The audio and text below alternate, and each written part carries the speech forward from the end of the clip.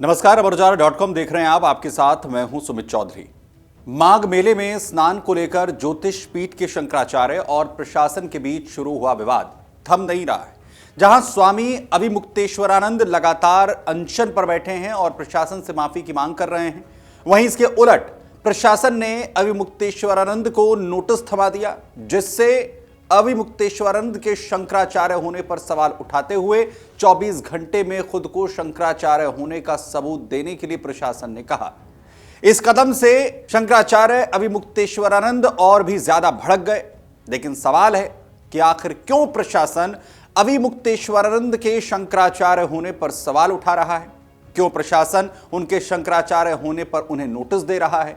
और क्या अविमुक्तेश्वरानंद सच में शंकराचार्य नहीं है? साथ ही सबसे बड़ा सवाल, क्या होते हैं शंकराचार्य, वो कैसे बनते हैं शंकराचार्य, और सनातन में शंकराचार्य होने का आखिर क्या मतलब है? आज बात इसी की करेंगे। सबसे पहले जानिए कि माघ मेले में आखिर हुआ क्या था। दरअसल माघ मेले में मौनी अमावस्या के दिन जब स्वामी अविमुक्तेश्वरानंद पालकी पर सवार होकर अपने शिष्यों के साथ पारंपरिक शोभा यात्रा में संगम स्नान करने जा रहे थे, लेकिन मेला पुलिस ने भीड़ प्रबंधन और नियमों का हवाला देकर उनकी पालकी को रोक दिया। शिष्यों ने इसका विरोध किया। बात बढ़ी तो पुलिस और शिष्यों के बीच में धक्का मुक्की हो गई। कुछ शिष्यों को हिरासत में लिया गया। स्वामी जी ने आरोप लगाया कि उनका अपमान हुआ है। इतना ही नहीं, पालकी को खींचकर संगम से करीब 1 किलोमीटर दूर ले जाने का आरोप भी स्वामी अविमुक्तेश्वरानंद की तरफ से लगाया गया, जिसकी वजह से वो स्नान भी नहीं कर पाए। घटना के बाद अविमुक्तेश्वरानंद ने शिविर के बाहर धरना शुरू किया। वे अनशन पर बैठ गए और माफी की मांग की। साथ ही प्रशासन पर गंभीर आरोप लगाते हुए सीसीटीवी फुटेज दिखाने की चुनौती भी दी। वहीं मेला प्रबंधन से माफी की उम्मीद कर रहे शंकराचार्य अविमुक्तेश्वरानंद को बड़ा झटका तब लगा जब देर रात मेला प्रबंधन की ओर से उन्हें नोटिस थमा दिया गया और नोटिस में शंकराचार्य से पूछा गया कि आखिर वो ही शंकराचार्य हैं, ये 24 घंटे में साबित करें। यानी मेला प्रबंधन ने उन्हें शंकराचार्य मानने से ही इनकार कर दिया। इसके बाद अविमुक्तेश्वरानंद भड़क गए। उन्होंने कड़े शब्दों में नोटिस की आलोचना करते हुए सरकार पर, मेला प्रबंधन पर बड़ा हमला बोला और कहा कि शंकराचार्य का फैसला शंकराचार्य द्वारा ही होता है। 2 पीठ उन्हें शंकराचार्य मानती हैं। पिछले माघ मेले में भी उनके साथ उन्होंने स्नान किया था। प्रशासन या सरकार यह तय नहीं कर सकते कि कौन शंकराचार्य है या फिर कौन नहीं। राष्ट्रपति को भी यह अधिकार नहीं है। अब सवाल यह कि क्या वास्तव में अविमुक्तेश्वरानंद शंकराचार्य नहीं है? दरअसल ज्योतिष पीठ में शंकराचार्य का विवाद बेहद पुराना है। 8 अप्रैल 1979 में ज्योतिष पीठ के वरिष्ठ संत बोधश्रम के निधन के बाद स्वरूपानंद सरस्वती ने खुद को उनका उत्तराधिकारी घोषित कर दिया था। 15 अप्रैल 1989 में ज्योतिष पीठ के वरिष्ठ संत शांतानंद जी ने वासुदेवानंद सरस्वती जी को अपना उत्तराधिकारी घोषित कर दिया। अब एक ही पीठ के 2 शंकराचार्य हो गए। 12 सितंबर 2022 को शंकराचार्य स्वामी स्वरूपानंद सरस्वती का निधन हुआ। वे काफी समय से बीमार थे। उन्होंने अपनी वसीयत में अपने प्रमुख शिष्य स्वामी अविमुक्तेश्वरानंद सरस्वती, जिनका मूल नाम उमाशंकर उपाध्याय था, उन्हें अपना उत्तराधिकारी घोषित किया था। गुरु के निधन के अगले दिन यानी 13 सितंबर 2022 को स्वामी अविमुक्तेश्वरानंद ने खुद को ज्योतिर्मठ का नया शंकराचार्य घोषित कर दिया। उन्होंने पट्टाभिषेक की तैयारी शुरू की, लेकिन यहीं से विवाद भी शुरू हो गया। अन्य दावेदारों जैसे कि स्वामी वासुदेवानंद सरस्वती ने आरोप लगाया कि यह नियुक्ति गलत है, अवैध है और आदि शंकराचार्य के नियमों के खिलाफ है।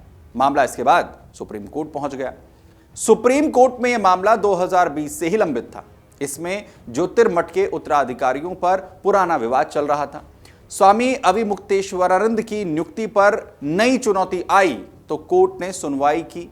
सॉलिसिटर जनरल तुषार मेहता ने कोर्ट को बताया कि गोवर्धन पीठ, जो पूरी पीठ है, वहां के शंकराचार्य स्वामी निश्चलानंद सरस्वती ने हलफनामा दाखिल किया है, जिसमें उन्होंने स्वामी अविमुक्तेश्वरानंद की नियुक्ति का समर्थन नहीं किया है।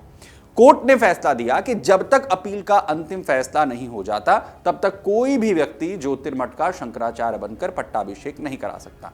साथ ही कोर्ट ने यथास्थिति बनाए रखने के भी आदेश जारी कर दिए। यानी औपचारिक राजसी समारोह, जिसे पट्टाभिषेक छत्र चंवर होता है, उस पर भी कोर्ट ने रोक लगा दी। ये रोक सिर्फ पट्टाभिषेक पर थी, पद के नाम या इस्तेमाल पर पूरी तरीके से नहीं।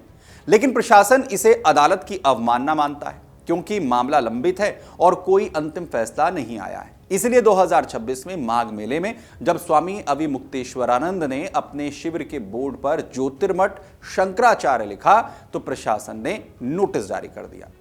लेकिन क्या शंकराचार्य के कहने से कोई भी शख्स शंकराचार्य बन जाता है क्या, या फिर इसकी भी कोई प्रक्रिया है, वो आपको बताते हैं। दरअसल शंकराचार्य कोई चुनाव या सरकारी पद नहीं है, ये आदि शंकराचार्य द्वारा स्थापित परंपरा है। आदि गुरु ने खुद मठागमाय महानुशासनम नाम का एक जो ग्रंथ है वो लिखा है। इसमें 73 श्लोक हैं।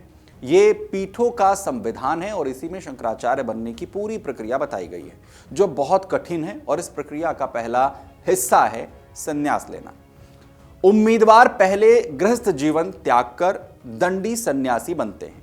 उनका मुंडन होता है, पिंडदान होता है, गेरवा वस्त्र जो है वो धारण करते हैं, रुद्राक्षमाला विभूति उन्हें धारण करनी पड़ती है। इसके बाद आता है ब्राह्मण गुण, यानी सन्यासी में ब्राह्मण गुण होना बेहद जरूरी है। ब्राह्मण होने का अर्थ जाति से नहीं है, आचरण से है, यानी आचरण से ब्राह्मण होना चाहिए। चारों वेद, 6 वेदांग, शिक्षा, कल्प, व्याकरण, निरुक्त, छंद और ज्योतिष, इसके अलावा उपनिषद, वेदांत का गहरा ज्ञान जो है वो बेहद जरूरी है। इसके अलावा पुराण, कर्मकांड, ज्योतिष, आयुर्वेद का भी ज्ञान जो है वो जातक को होना चाहिए।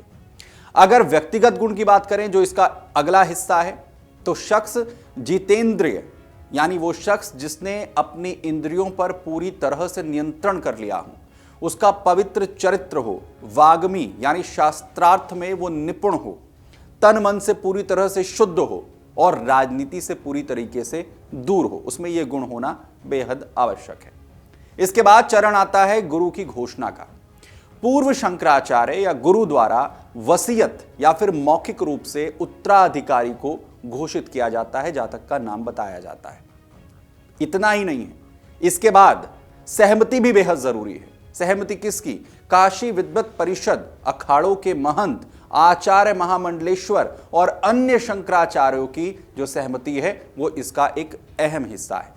चारों पीठों में एक दूसरे का समर्थन बेहद महत्वपूर्ण है। और फिर होता है अंत में पट्टाभिषेक, जिसमें वेद मंत्रों के साथ अभिषेक समारोह किया जाता है। दंड, छत्र, चवर आदि जो प्रतीक हैं वो शंकराचार्य को दिए जाते हैं और इसी कार्यक्रम पर रोक जो है वो कोर्ट की तरफ से लगाई गई है। बड़ी बात यह है कि ज्योतिर्मठ में 1953 से विवाद चल रहा है। 165 साल तक पीठ बिना शंकराचार्य के रही। नियम सख्त हैं, इसलिए विवाद आम है। वहीं आपको यह भी बताते हैं कि शंकराचार्य का पद जो है वो सनातन में इतना महत्वपूर्ण क्यों है, क्यों इतना महत्व रखता है। दरअसल सनातन धर्म में शंकराचार्य सर्वोच्च आध्यात्मिक पद है।